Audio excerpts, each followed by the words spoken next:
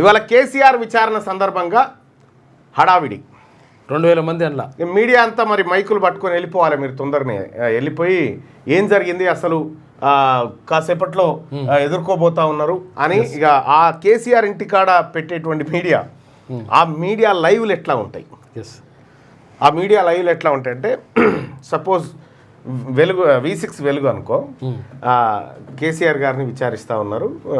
అయితే గతంలో ఆయనకు నోటీస్ ఇస్తే ఆయన ఎర్రవల్లి ఫామ్ హౌస్లో ఉన్నాను అక్కడ విచారించండి అని చెప్తే సిట్ దాన్ని వ్యతిరేకించింది. సో కాబట్టి నందినగర్లో ఉన్నటువంటి ఆయన నివాసంలో విచారణకు సిద్ధమైపోయింది అని చెప్పి యాజ్ యూజువల్గా ఇట్లా చెప్పి నడుస్తుంది.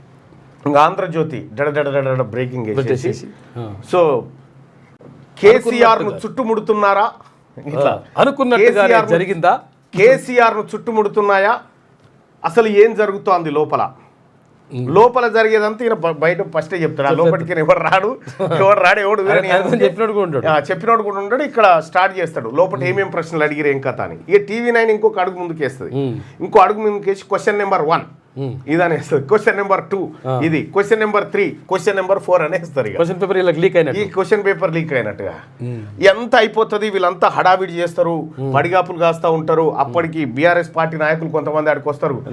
ఎంత అన్యాయం పాపం చేయడం అని వాళ్ళు అనడం, వీళ్ళు రికార్డ్ చేయడం. భోజనాలు రెడీ చేసి ఇప్పుడు తెలంగాణ భవన్ లో 2000 మందికి భోజనాలు రెడీ చేసిరా.